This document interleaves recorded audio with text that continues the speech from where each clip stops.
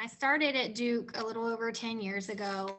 And when I started, I worked primarily with lung transplant patients. And so I saw a lot of our CF patients at that time would come in transitioning into lung transplant.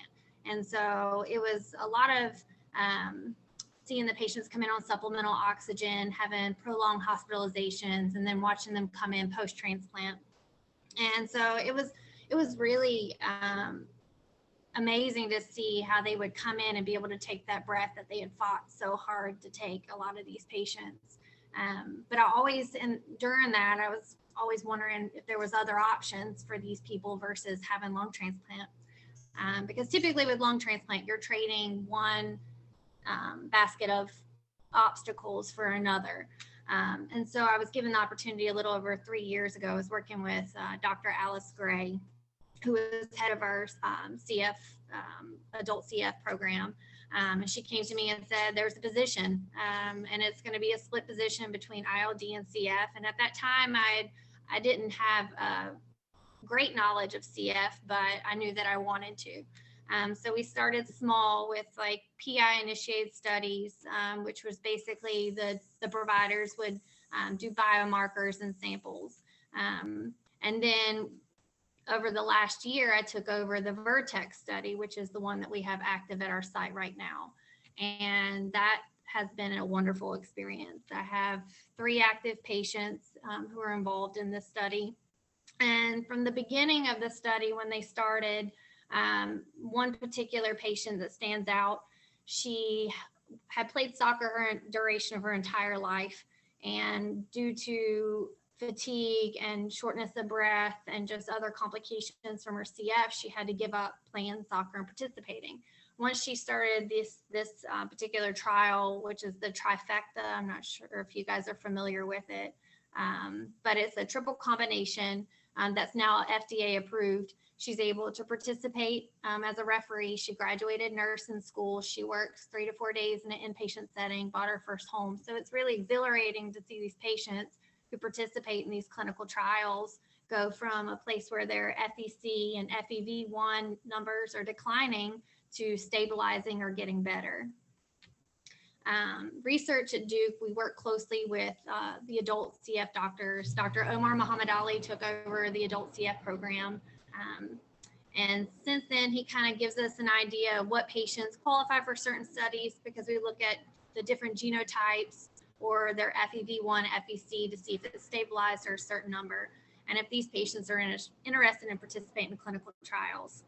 And at that point, we approach the patients and we kind of give them an overview of what the study entails and how long they'll be in clinic for when they come to their visits, and the duration and what's expected of the patient.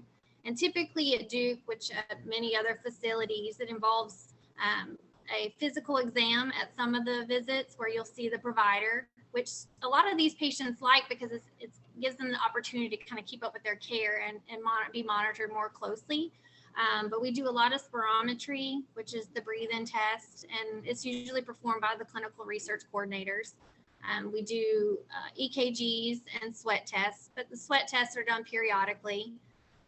We do standard of care labs, which just monitors the complete blood count, their chemistry panel, and their hepatic panel, which is hepatic function is what we monitor real closely, being on investigational drugs. To participate in Duke, we try to let patients know if you're going to participate in clinical research trials. Typically, I know some of the patients don't live close to the area, but we do provide, or the sponsor provides compensation to these patients for taking the time to come and participate in these clinical trials and spend time with the doctors. And they kind of see the progression or how they're doing throughout the entire experience. So these patients, we look at their FEV1, FEC at the beginning of this trial to now, and some of them has such a significant change, it's worth it. Participation in the research, I think, has given it's just a great opportunity for these patients. I'm sorry, I had a whole slide for you guys, but things happen.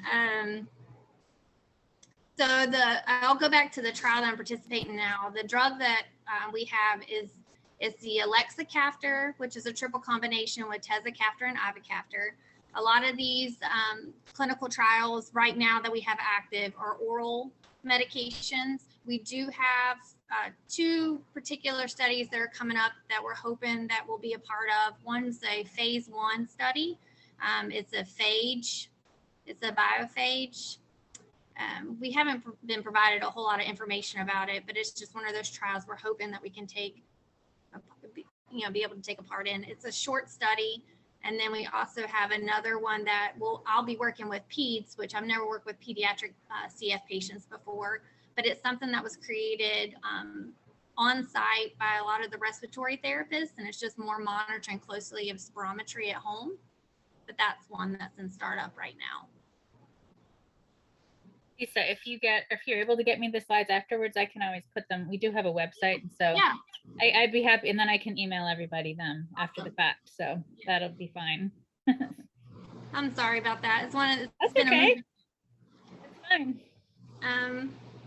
So that's I kind of went through everything I had, and I wrote down. Does anyone have any questions about research at Duke or how to become involved? Maybe you could walk us through. I mean, my girls have participated in some clinical trials, but maybe you could explain, how it works, maybe. So what the process is. Yeah. So we, our providers, we have a CF nurse who's on site who works really closely with all of our adult CF patients.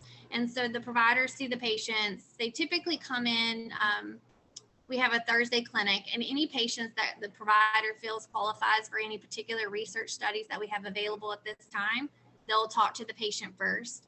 And then as soon as they talk to the patient shows interest, then I'm given the opportunity to go in and talk to the patient and kind of go through the consent form and go through the process of what's to be expected and what the patient will be doing during and how long the study will be. For the informed consent that the parents sign, do you often have the patient sign it as well? Yeah, so it's for pediatric is what I guess. So for pediatrics, yes, they'll sign and then the parent has to sign as well. I have not had any direct consenting processes with any of the pediatric patients. It's been mostly adult CF for me. Right. But the protocol is, yes, if we do enroll a pediatric CF patient, the patient will sign, the parent has to sign as well. I'm curious, you said that you talk about sort of what they can expect from the trial, and I'm sure that varies from time to time and from trial to trial. But what are some of the kinds of things that a patient or a parent might be able to expect to see or do during a trial? So for some patients, we discuss every time a patient comes in, we go over what could be an adverse event. So a reaction to the investigational drug. So some of these patients, it may be some GI upset, or it could be fatigue, increased fatigue, or any changes in their normal is basically how Omar likes to describe it. So we kind of go through the patients, the assessments that'll be performed at every visit, how often they'll come in. And then we make sure the patient's also comfortable and knows they have direct contact with the coordinator, so that way if there's anything that does come up during the study, they can contact the coordinator or the PI or the provider who's over the study.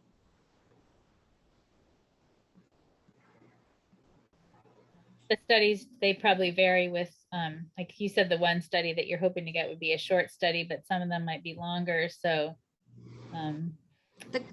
the current study that I'm doing now, which is the Vertex study, which typically those studies are a little bit longer. This study is a 96-week study, but the patients come in once every 12 weeks. And when they come in for those 12-week visits, it's typically a morning visit where they'll either have a physical exam or they'll just see me, and they'll do their safety assessment, spirometry, EKG. The sweat test that we perform, we only do 3 during the duration of the study, but it does vary from study to study depending.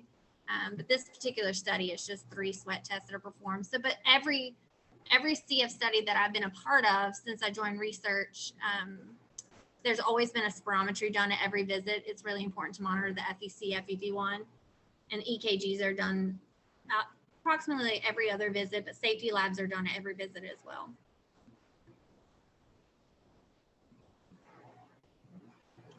Are they doing trials for a new drug in addition to the Trikafta drug that they've already come out with?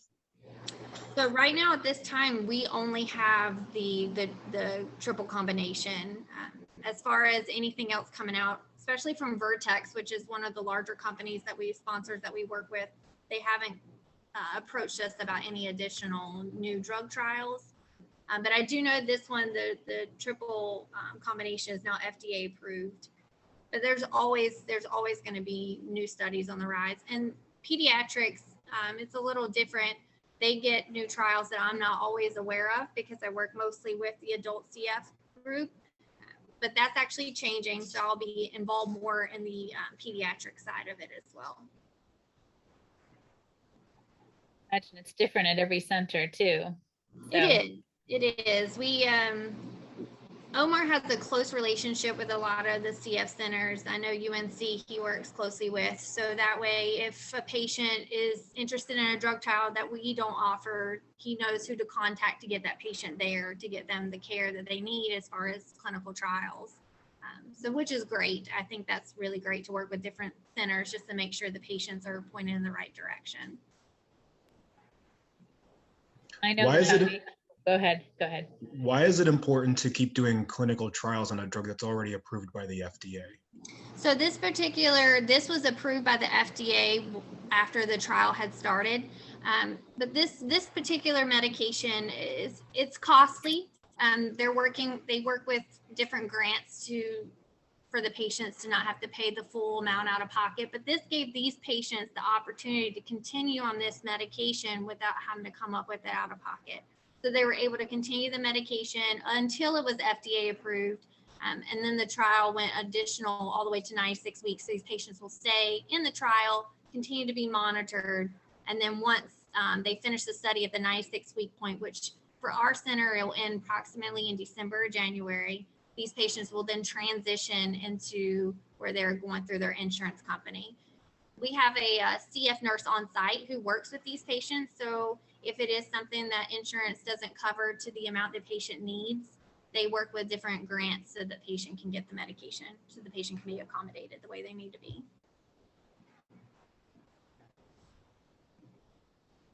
I know the foundation has like all their research studies are listed there. I don't know if there's a way to find out from the website. I guess I should have looked to see where the centers are, that are participating in specific studies, but I would think you could probably ask about that at a clinic visit if you were there. Yeah, so you can go to the trials. I can't think of the website off the top of my head. I have it in my slideshow, but you can go there and you can type in what city you're in and and you can type in just the keyword cystic fibrosis. And then you can say what city you're in and what range you want to go in, and it gives you a list of drug trials that are either completed, terminated, or active. And it'll let you know active and recruiting, active and not recruiting. So and then it'll give you also in that same description, it'll give you a list of the qualifications, or what we say inclusion, exclusion, which would make you qualify for the study. Kind of gives you an idea, the general idea of what the study is. And then you can contact that center and then go from there as far as getting involved in the drug trial.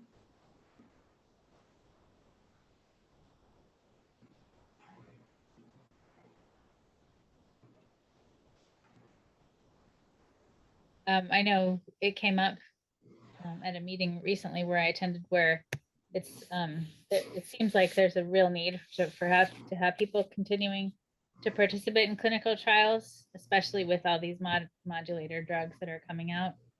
And I don't know if any other parents on this call have had their children participate in trials, but I know my husband and I did, and so our girls were seen at UNC, and we didn't always live in North Carolina. We would drive 3 hours one way to get to a clinic appointment, and then we'd be up there for the whole day, and then we'd drive home. So it was a long day. And so I know that for us, we elected not to participate in a couple of trials that were it was a lot of time. But so that was one barrier for us. But otherwise, I don't know. I mean, do you remember, Timothy? Like the girls did participate in different trials and they liked it. I mean, they would get a gift card to Target or Amazon, or I guess it wasn't Amazon really when they were younger. It was more something, or like an ice cream, like I don't know what it was, but they seemed to like it. I don't know. Do you remember that, Timothy? I think you're muted. I think everyone's muted. Okay. Yeah, Okay. yeah. I mean, certainly we also, I think, tried to encourage it when it made sense to participate. And I mean, your dad's a researcher, and we believe in science and the need to conduct research, which just oftentimes just is kind of a slog. It's like an incremental approach, and then every once in a while there's a tremendous breakthrough, but you kind of are building on that foundation of all those incremental steps that are taken in between, and it just takes a lot of participation across the board. I know, like, our daughters didn't really like getting blood drawn, but they tried to incorporate that when there was already going to be a blood draw. They just would take extra for the study, so it didn't seem like it was a huge burdensome thing. I mean, I don't think they remember, you know, any extra really blood draws or anything. So I don't know. Does anyone else have other questions about clinical trials or learning about how to participate, or I don't know, anything?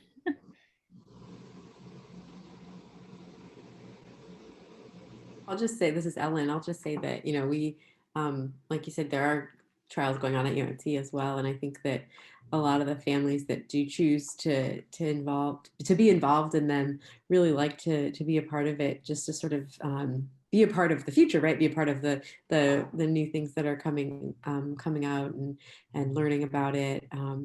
But also, you know, to be aware of what these things are and what some of the impacts are, and just to really help that process along so that they can help other people as well, right? I think that's a big factor for a lot of people, is knowing that this is a bigger than just them. This impacts a lot of people, and it's a really cool thing. I have a question for everyone here. So my son just turned 12, and he's currently on Ivacaf tour. Has anyone here, or has their children went from Ivacaf tour to Trikafta? And if so, have you seen a difference? So our daughters are on Trikafta. They weren't eligible for any other modulators, so we don't have that experience. But I don't know if other people think there are a couple with younger children who aren't eligible yet.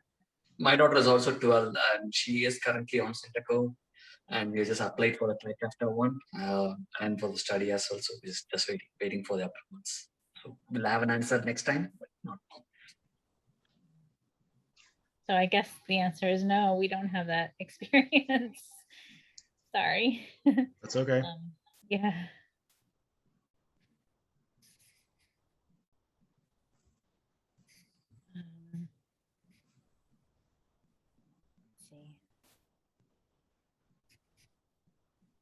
Lisa, how many people are you seeing with lung transplants now that Trikafta has been approved? Have you seen a reduction in lung transplants?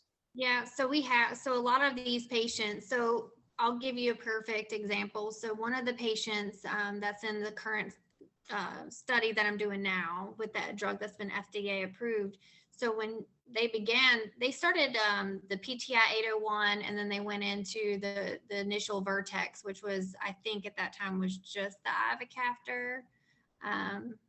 But basically her FEVC or FEV1 and her FVC had dropped significantly. She was on borderline need and supplemental oxygen. Once she started this medication, her number stabilized or got better. And so she was on the borderline of not necessarily needing a transplant, but needing that evaluation. So I work closely, or I don't see them as often, but one of the surgeons at our center, Jack Haney, he has stated that there has been a drop in transplants for CF patients at our center. How old was that patient? When they started the study, 20, and now when they initially started research trials, they were 20, and now they are 24. So, And I will say that all 3 patients that I have active in this study have all said that their breathing treatments that they were doing routinely, they were taking either casein or alternating casein and tobramycin every other month. And all 3 have come off both of those medications. So what type of drugs are those? Are those antibacterial drugs like Pulmozyme? those are, yeah, so those are the inhaled medications. And then casein, they're the, I'm sorry. It's an antibiotic. Okay, because my son he's on the sodium chloride, of course, and then he's on Pulmozyme. I don't know if that's specific to his mutation, but that's what his doctor has him on.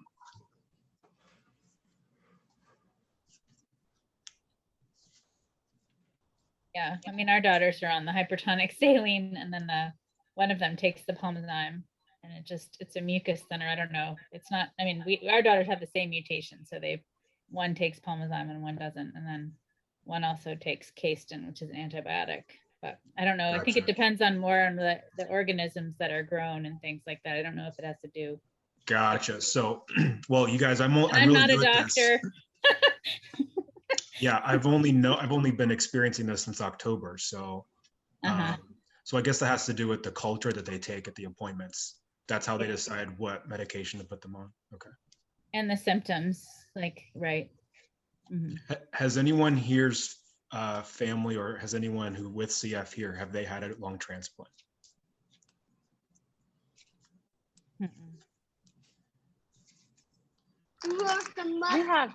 We have a friend that is a little bit older than us, where I think she's in her early 40s, and she has had actually 3 all at date. And it was my husband's older sister's best friend growing up. So she's actually had 3, and she's finally started Trikafta in the last couple of years, and everything has gone a little bit better for her. Even after the 3rd lung transplant with the Trikafta, it's been a really very, very positive thing for her. Were they 3 lungs or 3 sets of lungs transplants? 3 sets of lungs. Jesus. I think she's only one of a couple people that have ever had that done, and it was at due. Wow. And she has 2 kids.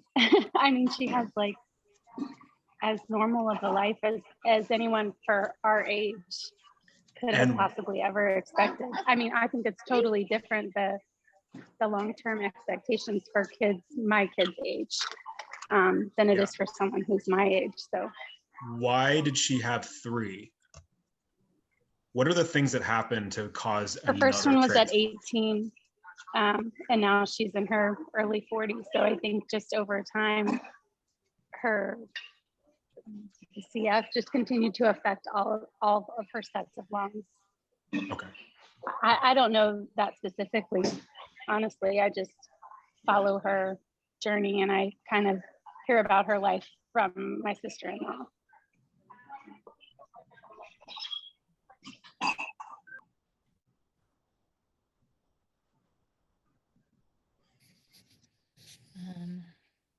And didn't we have one of our speakers a few years ago when we were, well, longer than that probably, that had a lung transplant and had done very well. Yeah, I think he had it in his early 50s, or maybe around the age of 50.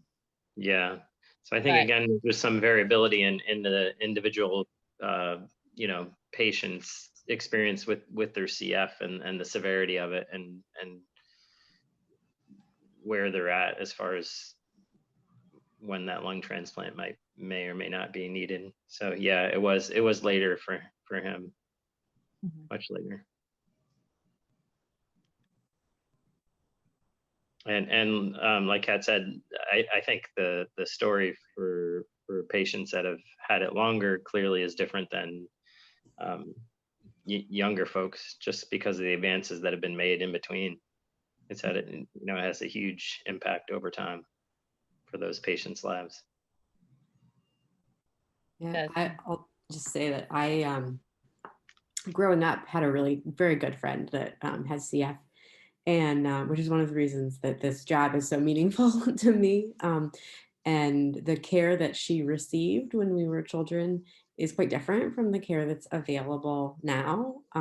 She did actually, at the age of about, I think, 24, had a double lung transplant as well, and did very, very well. It was a remarkable success. But just the innovations and the research, right?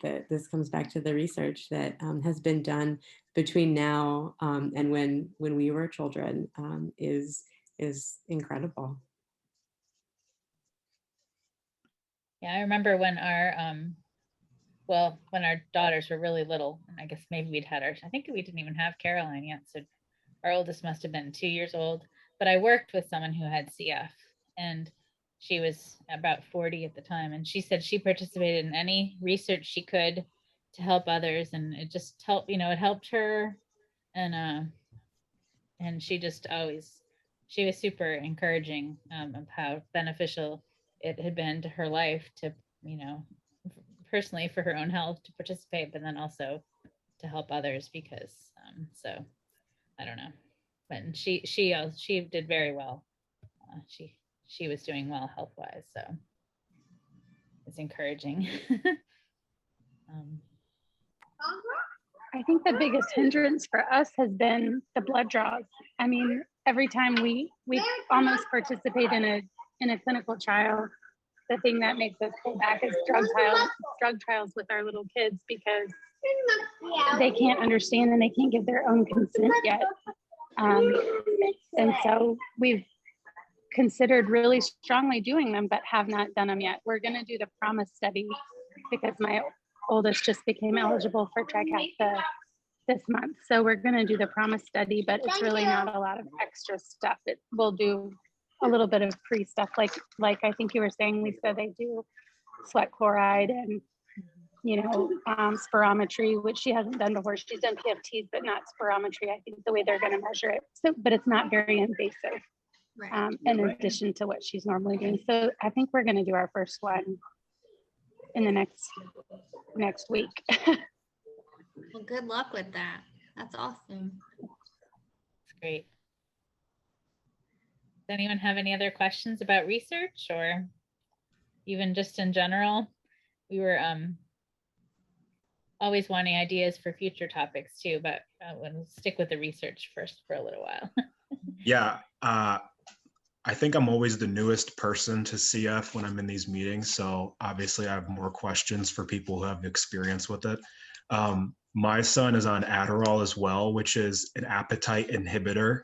So when you have CF and you're on something that makes you never want to eat anything, does anyone have any kind of advice for how to keep him at a healthy weight other than feeding him whipping cream and bacon grease all the time? Because he's significantly below the BMI he should be at. His nutritionist is always, kind of yelling at us, but we're taking as many supplements as we can. But he's 12 and drinking strawberry boost all the time makes you want to vomit. And then the CF itself makes you want to vomit. And I'm reading CF articles on the foundation website of people they're underweight and, just trying to get 500 calories down is a pain. And, you're hugging the toilet half the time, depending on, your digestive system. So just curious if anyone else's experience and any kind of advice they can give.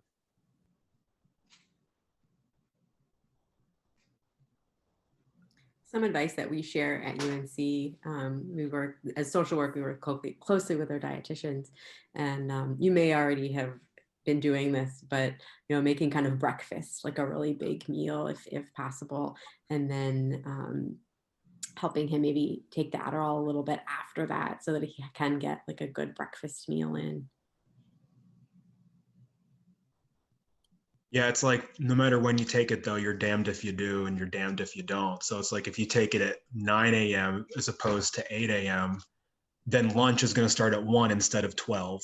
And then dinner starts at 7 instead of 6. And then it's like, it's just, I don't know. It's just getting him to eat the calories he has to eat a day is its own full-time job, in addition to the psychology behind it, in addition to the appointments, in addition to the regular 12-year-old stuff. Mm-hmm. And then, you know, cleaning the house. And then, but I mean, by the time I go to bed, I'm like, how can I make this kid eat tomorrow? And it's just, it's like being a model, except in reverse. It's like, how do I make myself skinny tomorrow? But it's like, how can I fatten this kid up tomorrow? Like, what can I feed him? And then of course he changes his mind on what's delicious one day as opposed to the next. So it's like, oh, let's get a chocolate milkshake. And then it's like, I don't like chocolate anymore.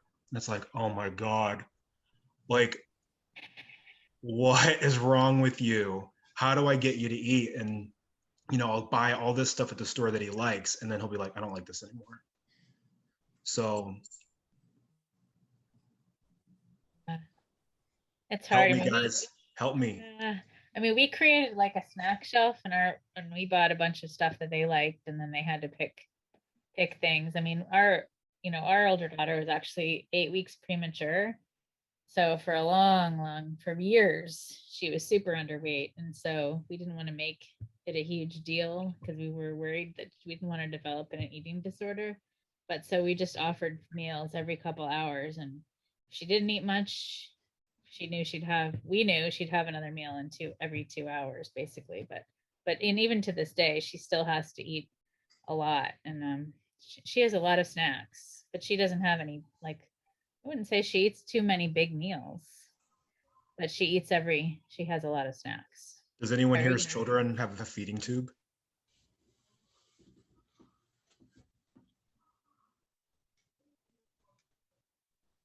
That's our number one fear, is having to have a feeding tube, that we do not want that to happen. So. Yeah. I mean, have you talked to the doctor about it and the nutritionist? I mean. Well, yeah. And they just say, well, instead of milk, give him whipping cream. You know, and I've done a lot of thinking about it. I'm considering, I wish I lived in a state where cannabis was a little more available. Maybe I could give him some gummies once a day and he'd get the munchies. I don't know. What do you guys think? We've done a lot of nutritional shakes. We've done Pediasure and Boost, and even the stuff you get from the grocery store, like breakfast essentials, like anything to add calories to milk. And we really don't do a lot of like whipping cream or anything. We just add nutritional, like high calorie and high nutrition kind of shakes and things. Our older daughter had whipping cream in her cereal, for a long, long time.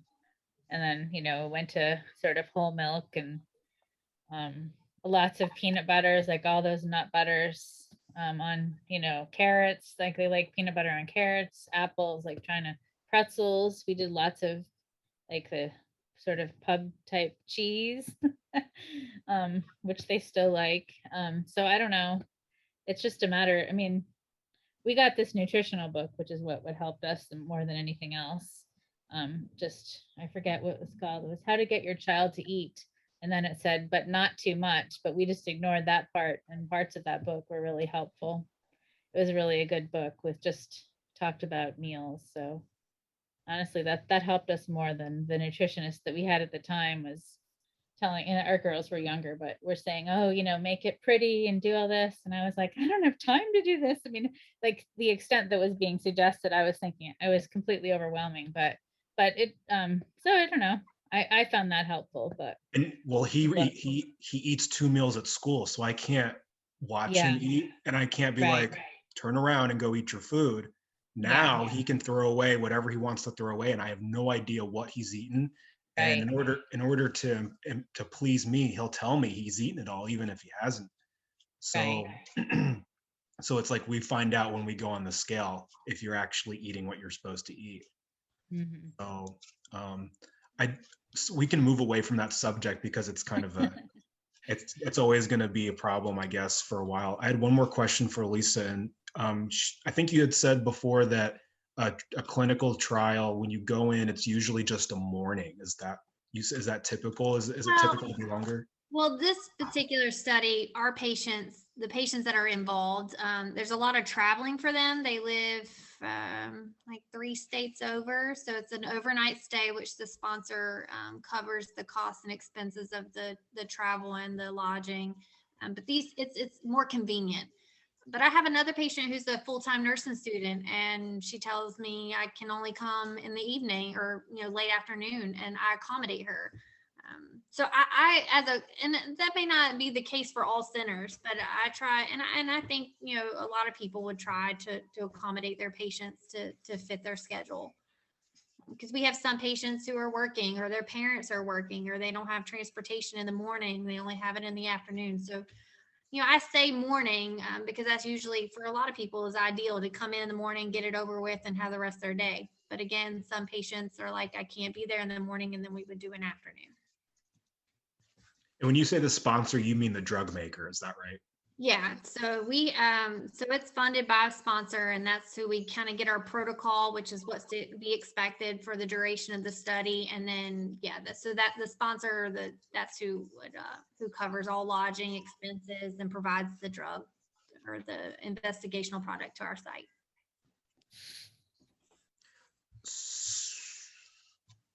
Anyone else have any questions?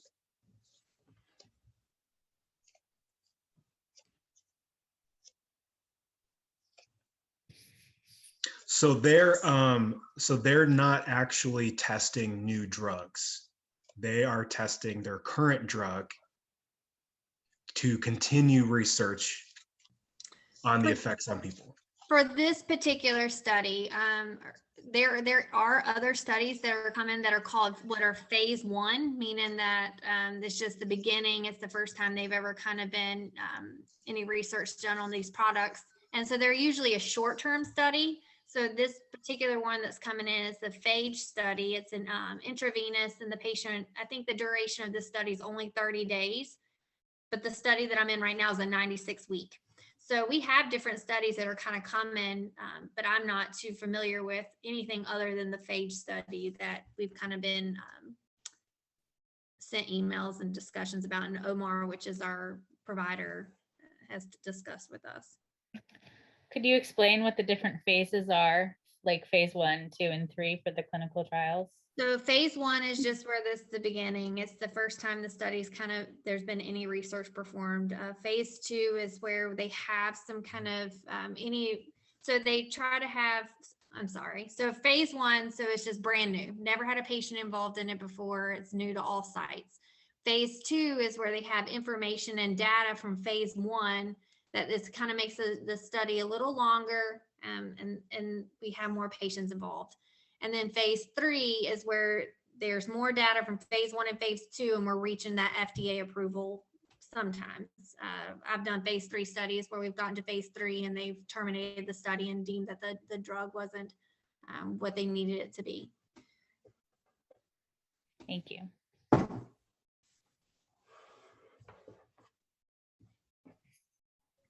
Any other questions? And I'll have that on the slides too, like the different phases and what's available, and kind of our protocol, and what we do here at Duke. And I'll send that to you so you can send it to everybody, so it's more kind of laid out for everybody in the slide. Sure. Okay. Yeah, Timothy just put the website in the chat if you're interested in looking to find out what the a trial. So you can find that in the chat. Yeah, and there's lots of different ones. I mean, some are pretty very low key, like a longitudinal study where there just be a series of questions that the kids answer and respond to, and so those can be worked in, during your regular clinic appointment. And then others are more time intensive and blood draw intensive and drug follow-up intensive, as far as the liver functions and things like that. It just really depends. And so you can pick and choose, and all of them help. And like Ellen said, people feel good about contributing to the overall science, and it does further things along. So it can be interesting. I did have a question with regard to, you know, Lisa, have you been in some studies where there's been a control group and a placebo, and have you had any sort of pushback from some of the participants thinking, hey, I'm in on the placebo and I don't want to be, or anything like that? So not specifically for CF. We had another coordinator who was mostly for our cystic fibrosis, and I was just her backup.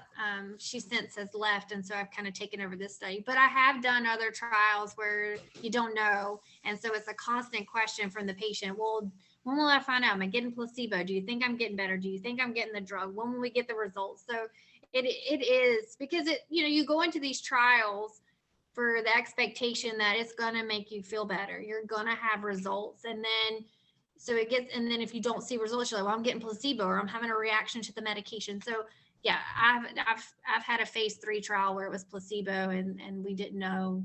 And still at this time, it's not been released whether the patients were on placebo or actual drug. Right. And all that's disclosed in the the upfront material, right? So yeah, we let the patients know as soon as we go and discuss anything about the drug trial that, there's always that potential that you're going to get part of the drug or placebo or this kind of combination. So we make them aware. But still, you go into it hoping that it's not the placebo, and there's always that question. But yeah. Right. And you're still helping. Yeah. Well, a lot of these patients, every patient that I've ever worked with, they've always loved being in the trials because it gives them the opportunity to come to clinic more often. So they're able to follow up on their care more regularly than they would. So a lot of these patients come in every 3 months, every 6 months. Well, these patients were coming in once a month, and they went to once every 8 weeks, once every 12 weeks. So it gives them an opportunity to be followed more closely. So they're like, okay, I am stable. Oh, I have had a little bit of reduction in my FEV1, or I've gone up. I think, to me, a lot of these patients that I've dealt with have really enjoyed being in the trials. And then there's always the ability, like if it's not going well or if it's too cumbersome to not stay, there's always those clauses, and that's explained up front too. Yeah, we let the patients know that if any time during the study, if they say I no longer want to participate, it's become too much for me to travel or come to clinics for 3-4 hours, whatever the case may be, it doesn't impact their care at the facility. They can withdraw at any time.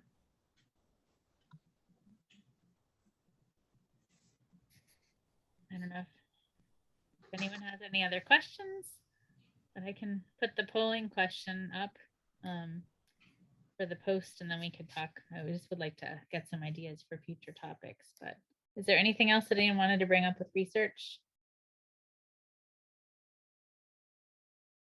Okay, let me start the second poll. Actually, let me, okay.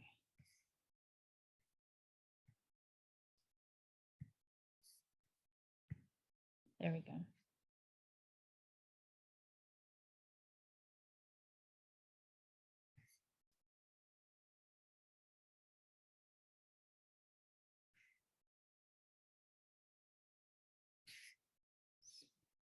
Can you see the polls? Okay.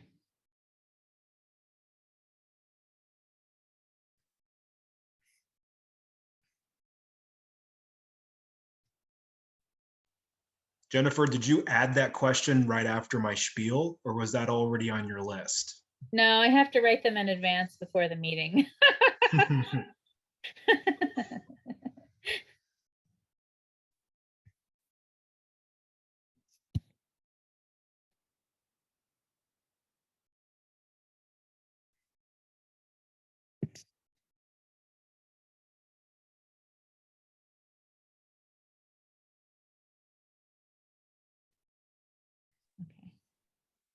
I figured Marlo was going to chime in with some recipe ideas or something.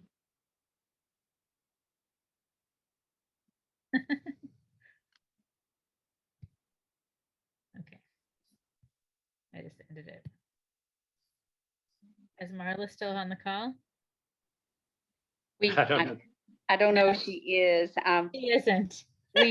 we do have lots of recipes and good ideas through the website. And of course, You can also call Compass and get any assistance on other kinds of suggestions and connections, and navigate through some of those things as well.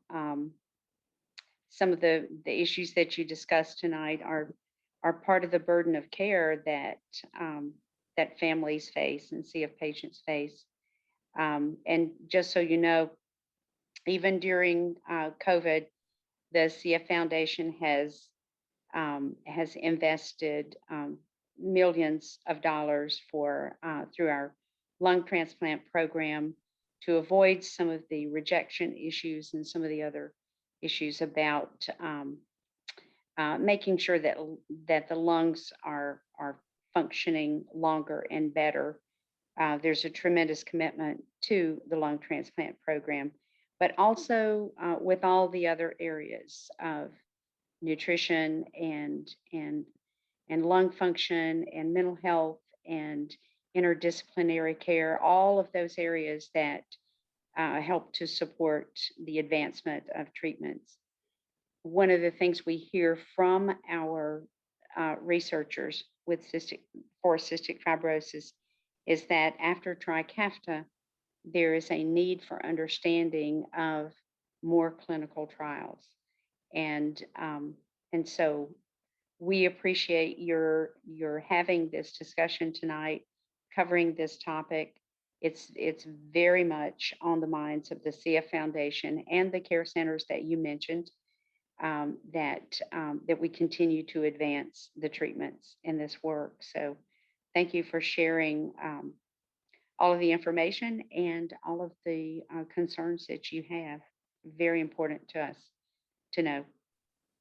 Yes, thank you very much, Lisa. I really appreciate your being willing to come. Oops, you're muted. Okay. Sorry, my oldest was cooking dinner. He was trying to cook dinner, so I was trying to guide him.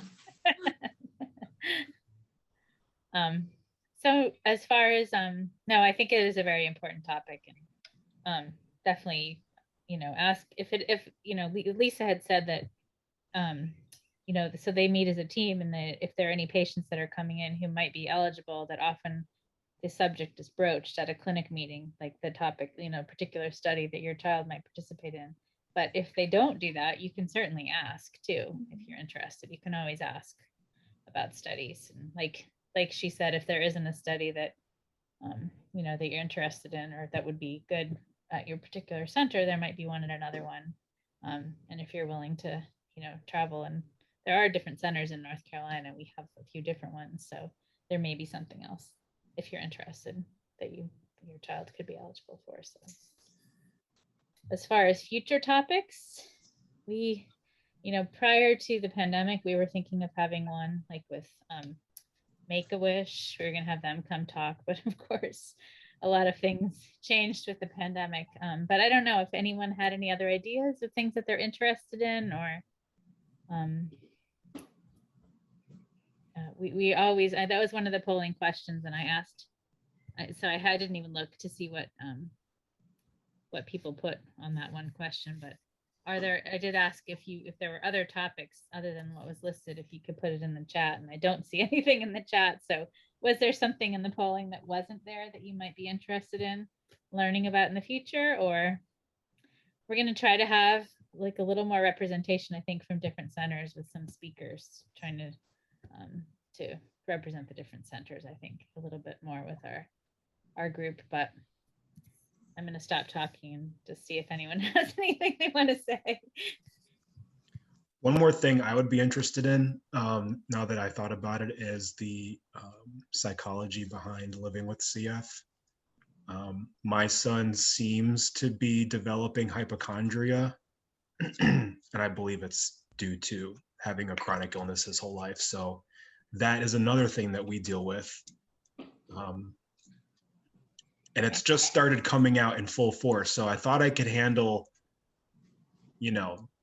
his past and the CF and the feeding, and now he's making up things that I have to try to distinguish if they're actually real, if they're not. We spent 6 hours in the ER 2 weeks ago, and there was absolutely nothing wrong with him. So that was tiring. But that would be an interesting topic, perhaps. Okay.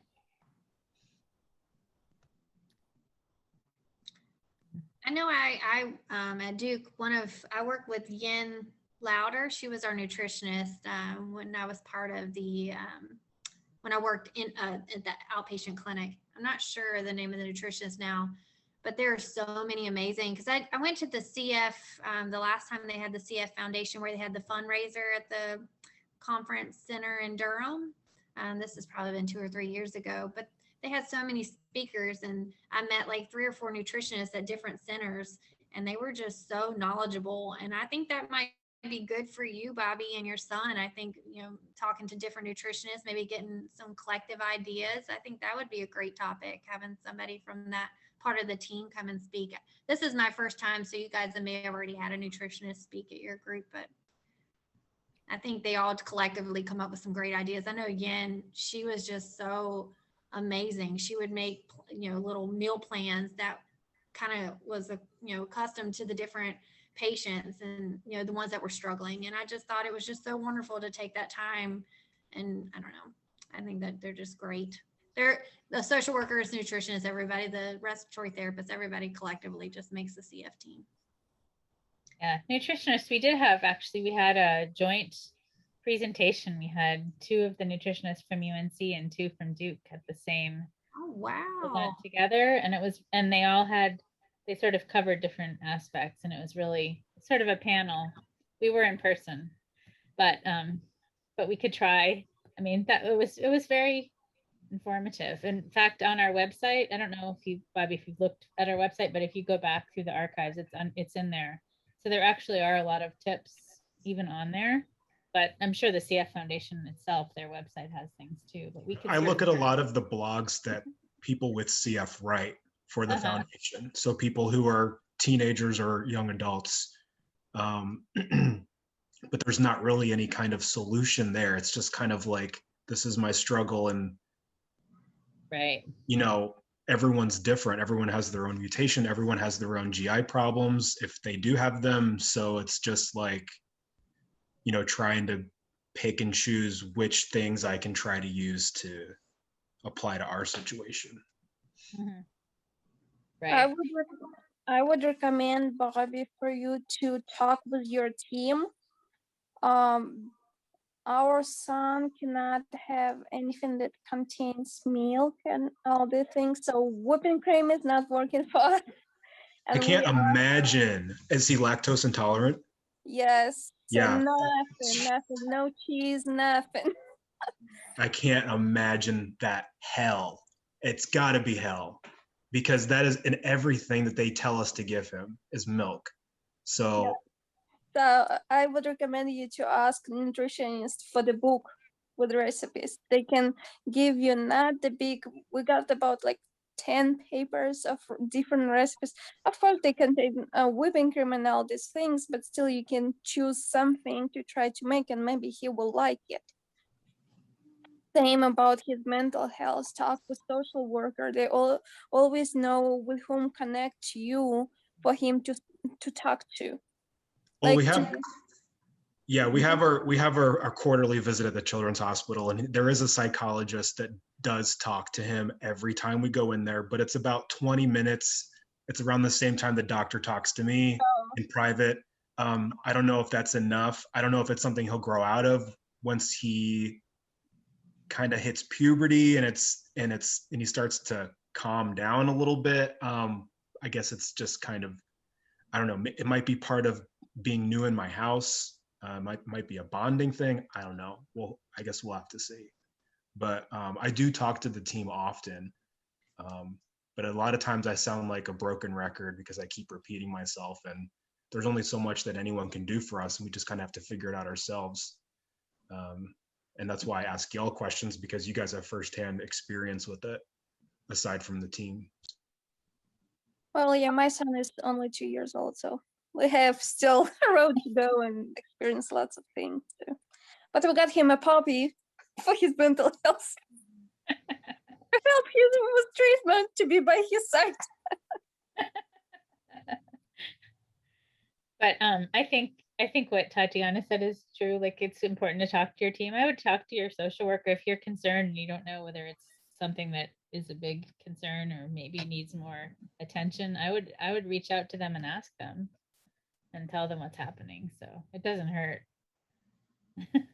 Yeah, sometimes social worker takes more time to listen you. Then doctor will look over, listen to his lungs and everything, do his job and go. But social worker actually takes time to listen you and make sure that they can direct you to someone who's going to be able to help you with your problem.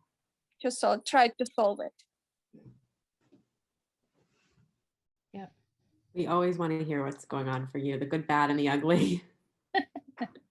We really do. We want to be able to work with you together. I know the social worker at Levine, and I'm sure she feels the same. Yeah, she's great.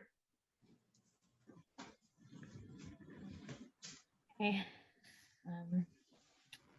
Any other comments or questions? I have one question. Ellen, are you a quilter? Is that a quilt behind you? Did you do that? So it's an interesting question. No, I did not do that one. But I did just, my COVID projects was actually learning to quilt. And so I did just finish another one, but I'm not quite to that level yet. Yeah, that's neat. Isn't it nice? Good for you. That's pretty.